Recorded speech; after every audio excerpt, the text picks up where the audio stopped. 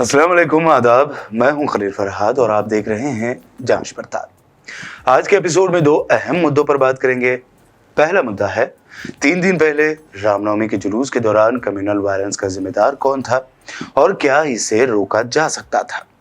दूसरा मुद्दा है क्या हिंदुस्तानी मुआशरे में किसी खातून की इज्जत तार तार करने वालों को अवार्ड देने की, उन्हें एजाज देने की और अपने साथ एक अवामी स्टेज पर एजाज देकर बिठाने की साजिश हो रही है या एक कोशिश की जा रही है।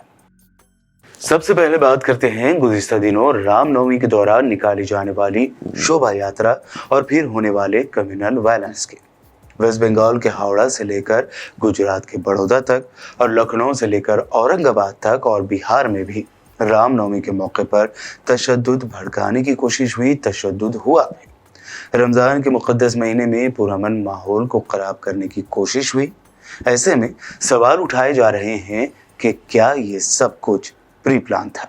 क्या रियासत की हुकूमत और पुलिस इंतज़ामिया ऐसे वाक़यात को रोकने के लिए पूरी तरह तैयार नहीं थे? वायलेंस का सबसे बड़ा असर वेस्ट बंगाल के हावड़ा में और बिहार में देखा गया। यहाँ बड़े पैमाने पर फ़िरक़ावाराना कशीदगी पैदा करने की कोशिश की गई। दूसरी जानिब ममता बनर्जी ने इसके लिए बीजेपी को जिम्मेदार ठहराया। अभी तक बिहार के सीएम नीतीश कुमार का कोई बयान सामने नहीं आया है।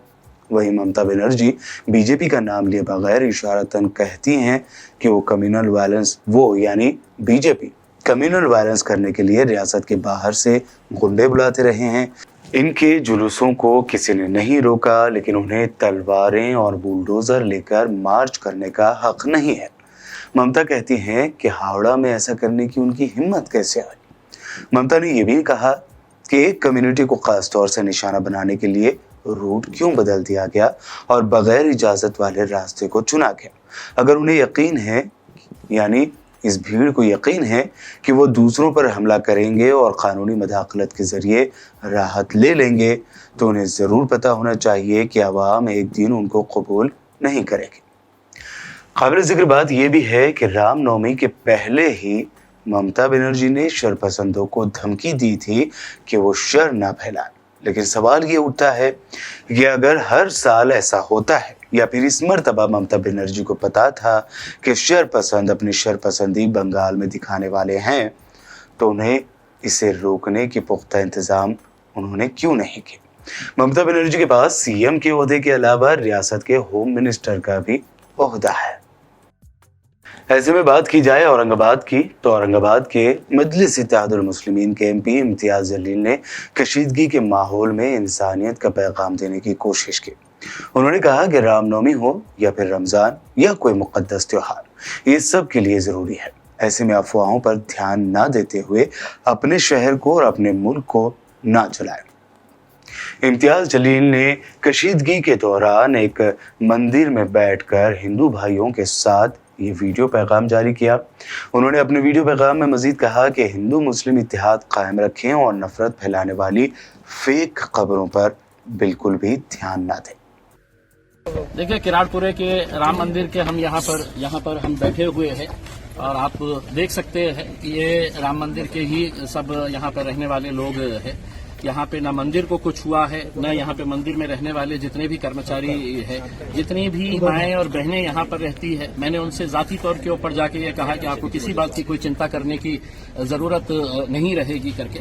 तो अगर कोई गलत बातें, कोई गलत अफवाहें फैल रही है, तो आप देख सकते हैं कि आज रामनवमी के दिन राम मंदिर जो है वो पूरी तरह से सुरक्षित है। किसी भी तरह से यहाँ पर कुछ नहीं हुआ है। हाँ, गड़बड़ हुई है, लेकिन मंदिर के बाहर हुई है, रास्तों के ऊपर हुई है, लेकिन मंदिर के अंदर कुछ नहीं हुआ है।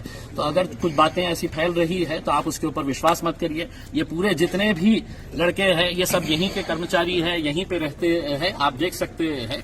मैं सभी लोगों से हाथ जोड़कर ये विनती करना चाहूंगा, सभी जाति धर्म और समाज के लोगों से ये करना चाहूंगा कि आज रामनवमी का दिन है और यकीनन इसको मनाना चाहिए। रमजान है, रमजान का महीना भी हम सब साथ में मिलकर मनाएंगे। यकीनन कुछ लोगों ने गलत हरकतें की है और ज्यादा मुसलमानों से ये अपील करना चाहता हूं कि रमजान का महीना है, इबादत का महीना है, हम लोग अच्छे तरीके से मिलकर मनाएं। और मैं पुलिस से ये कहना चाहूंगा कि जो भी दोषी है उनके साथ सख्ती से निपटा जाए। किसी भी तरह से हम कोई समझौता नहीं करेंगे, क्योंकि हमारे शहर से बड़ा कोई भी नहीं है। उत्सव हम सबको साथ में मिलकर मनाना है, त्योहार हम सबको साथ में मिलकर मनाना है, लेकिन चंद नौजवानों की वजह से अगर हमारे शहर, हमारे जिले की हालत खराब होती है तो हम किसी भी तरह से उन्हें छोड़ेंगे नहीं, उन्हें बख्शेंगे नहीं। और मैं यही बात पुलिस को भी कहना चाहूंगा।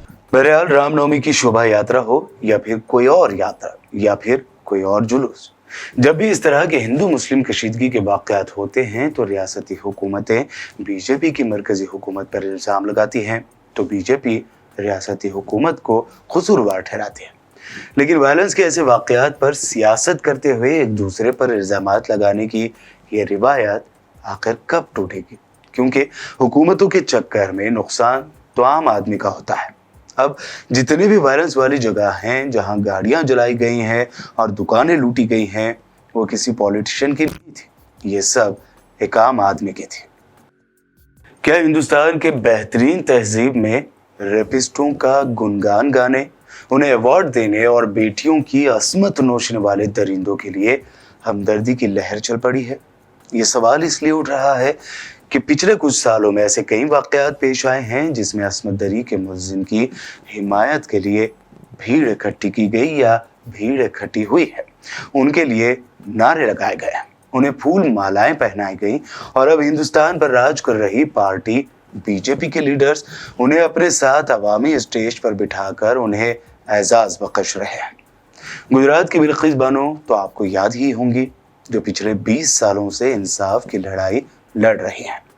उनका रेप करने वाले दरिंदों को जब जेल से रिहा किया गया तो उन्हें फूल मालाएं पहनाई गई।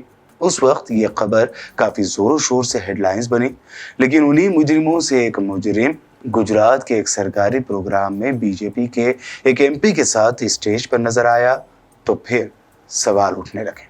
सोशल मीडिया पर यूजर्स की जानिब से बीजेपी की हुकूमत पर खूब तनकीद की गई और खूब मजम्मत भी की गई। एक ट्विटर यूजर राखी त्रिपाठी ने इस तस्वीर को शेयर करते हुए लिखा कि एक मिनिस्टर के साथ स्टेज पर एक रेपिस्ट और कातिल का होना, ऐसे में मीडिया की खामोशी मीडिया का रोल बताती है, यानी मतलबी, बुज़दिल और काबिल नफरत।